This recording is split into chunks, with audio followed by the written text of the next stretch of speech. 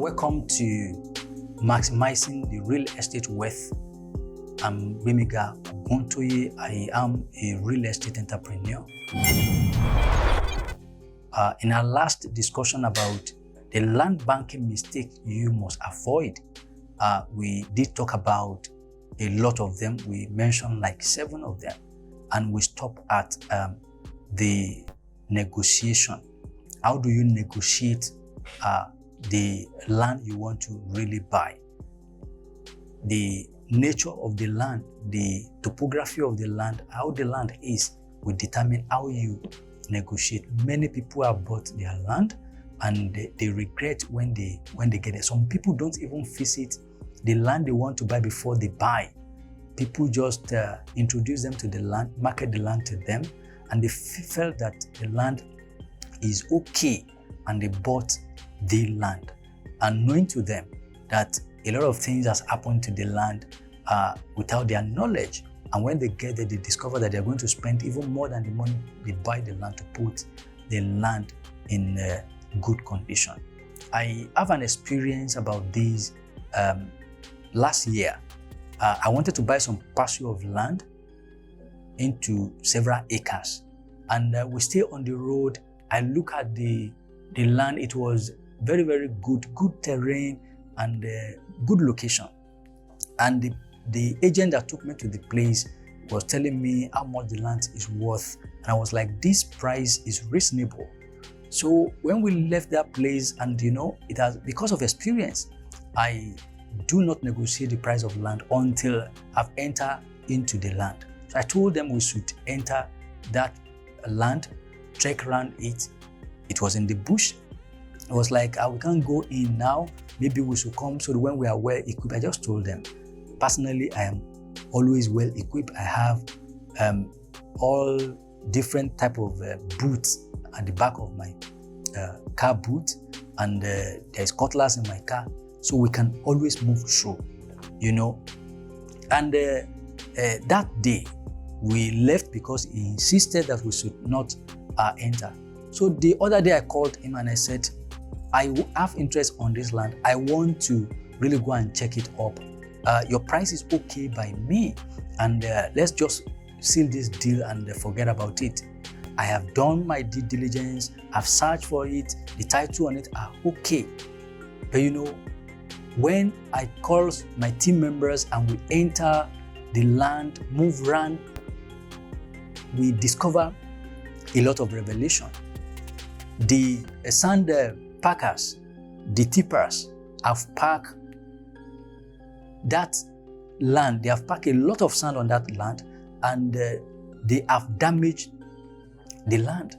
So if I'm buying, if we want to make it usable, we have to do a lot of sand filling. And it is not just part of it. They have damaged a larger percentage of it. The only one that they didn't reach is the one that is close to the major road.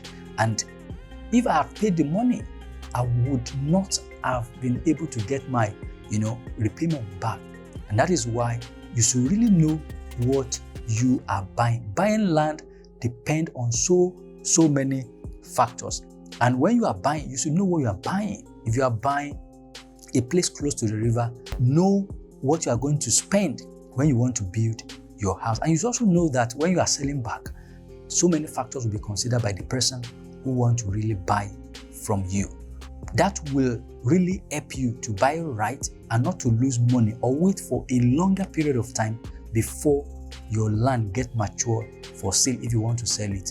And it will reduce the cost you are going to spend if you want to build a house on it. What am I saying? If you want to buy land that is not in good condition, you also price it cheaper based on those factors.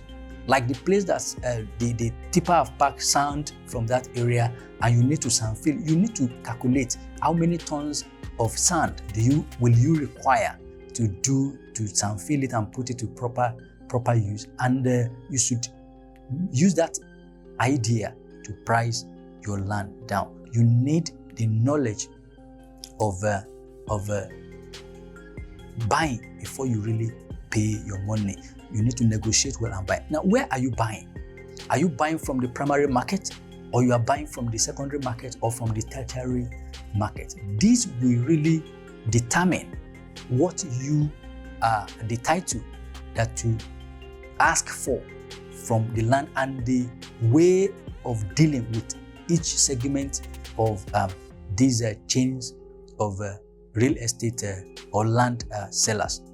If you are buying from the primary market, it means you are buying from the customary owner of the land. Those are the villagers or families that owns that particular land as a result of their heredity, as a result of their ancestors own or live and cultivate land in that place. There is a way of dealing with them that is different from dealing with somebody who have bought the land before, improve on the title of the land and is selling to you. So when you are buying from the homoneles, the customary landowner, you have to be very, very smart and understand how to deal with them. If you don't know how to deal with them, ask for the help of a consultant. Pay him who is used to buying land in such terrain. Let them help you to secure a good buy. The challenge there is that if you do not know how to handle them, you may buy the land, pay the money, and only the people that will sign for you are not the only one that will sign for you. The elderly may be signing, and you may request that the younger person, also sign, because when this elderly person dies, the younger people will rise up and tell you that you cheated their fathers and you need to pay them back or you rebuy the land. It happens every day. They are good at that kind of game very well. They begin to twist, dribble, and they have their own lawyers too. So you need to learn how to deal with them. If you are buying from secondary market, that is, the person that bought the land from the primary market and is selling to you, you ask for the document. It helps you with your due diligence. How do you determine a genuine document? Different states have different way by which they print, they design their document. You need to ask people who are into the business. They can authenticate. They can know the one that is authentic for you. Then, if you are buying from tertiary market, you will also make your investigation and you pay. Tertiary market can be from real estate developers and other people who buy from the secondary market. You need to understand how to buy real estate when you are buying. It's not just transferring money that makes you buy well. If you do not understand how to buy and different scenario, different game that people play in selling real estate, you may enter into problem. The other mistake you need to avoid is the possession mistake. You need to take possession of the land or property that you have bought. This is one of the greatest mistakes that land buyer make when they are buying into land banking. Many people will buy, they will do their documentation, they will buy right, and they will abandon the land without any sign that they are the one that has bought the land. At most, some people will just do 4 beacons. They will put 4 blocks here, 4 blocks at the 4 corners of the land, and they will just depart. This is danger. You are making yourself susceptible to being duped and cheated upon. You need to take physical possession of the land. How do you do that? There are many ways of taking physical possession of your land. You've paid, you've signed your document. The next thing to do is that you go and erect some courses of blocks around your land. Fence it. Fence it. It doesn't have to be full fencing. You just make sure that the land that you have bought, you create boundary around it. Because if you do not do that, there are many cases of people encroaching into another person's land. And when you are not there, there is nobody to fight it for you. Even I have that experience. I have had a lot of experience in the real estate industry, how people play their notorious game to your own disadvantage. I have some parcel of land somewhere, and somebody who has land very close to my land, he built his house, and he built the back of his house like 10 feet enter my own plot. At the end of the day, when I went there and I began to make announcements, they located me, we met on the site, and I told them that he should shift his house he has not finished his house, and make adjustments. He was giving excuses that he was not around when the bricklayer came and built the house, and that is the reason why the bricklayer didn't know the boundaries and the likes and the lies. And do you know what? As a compassionate person that I am, I cannot tell them to pull down the house, because you will look at the person. If you pull down this one now at lintel level, now it would cost him a lot of trouble, but it was a deliberate effort. I didn't mean that I've erected my fence. Will he be able to do that? He would not be able to do that. One of my close person was talking to me. He had bought some plot of land some years ago, like 10 years ago, and he has not been visiting the place regularly, and people have built into his land. Some have dug their sock away into his land. What will he do? Will he pull it down? Will he take them to court?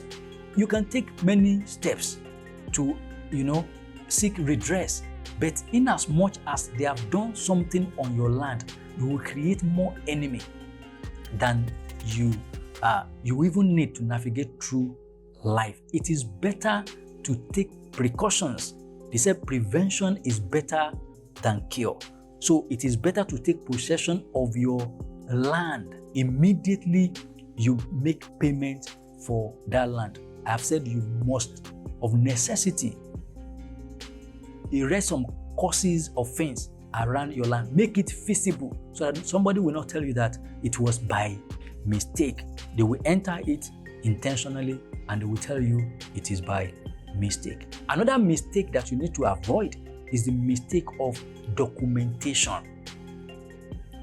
Documentation, you must have proper documentation from your land. You are buying from the primary market, you need to sign the deed of transfer and make sure that those people that matters in that family and in that village are signed for you. Make sure that when they are signing, you are taking record. You are taking record of, you are taking photograph of those people that matters. When you finish signing, take photograph of people that matters. All these are evidences that you buy from right channel. And keep this document very, very well. If you are buying from primary market, immediately do the survey of your land. I always tell people, the land you don't have money to do register survey for, you don't have money to buy the land. I am speaking from experience. Immediately you make payment for your land, sign the document. As you sign the document, do the survey of your land and register with government immediately. This is the only evidence to show government that you are the rightful owner of the land, and you can take that to court. I'm not saying you cannot take deed of transfer to the court, but even if government want to take possession of your land, they don't know you with only deed of transfer. The only reason why they can call you is when you do a minimum of registered survey. So do your documentation. If you need to do this transfer, do that. Do your survey and proceed also to do your R of O and continue until you get to C of O.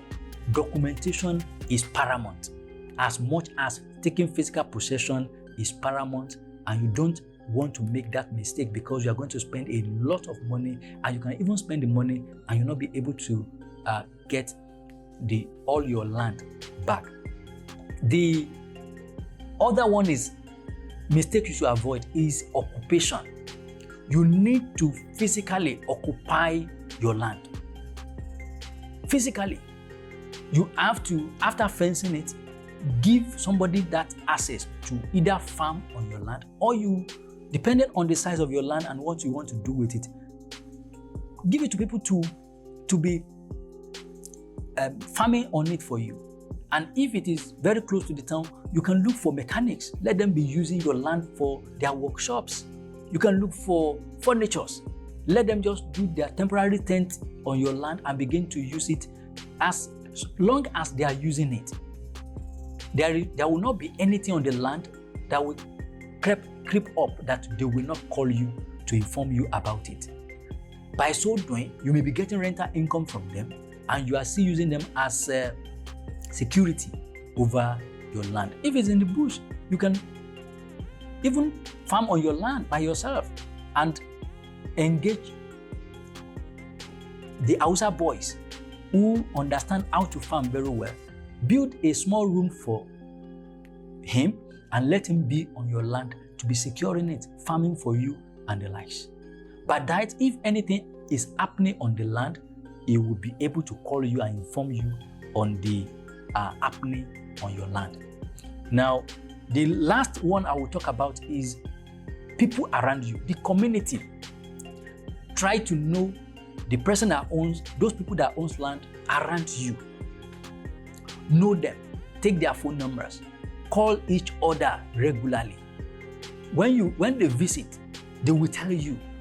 Have good relationship with them. You do not need to really know them from Adam before you build relationship with them. Expand your network of people. When they visit, they will tell you, I was on my land, this was the day, your land is secure. When you also visit, you also contact them. I was on my land, there was no issue. These are some of the mistakes that you should avoid when you are buying into land banking. As you know, that land banking involves buying land in developing area or area that will be high developing area in the nearest future, and waiting for that development to really come. You need to, of necessity, make sure that you don't make this mistake when you are buying your property. And these are the mistake that you need to avoid. I want to appreciate you for joining this broadcast today, and I want to believe that you have learned one thing or the other. I want to also encourage you to subscribe to my channel. I want you to like and share with others so that they also can benefit from this knowledge. Thank you.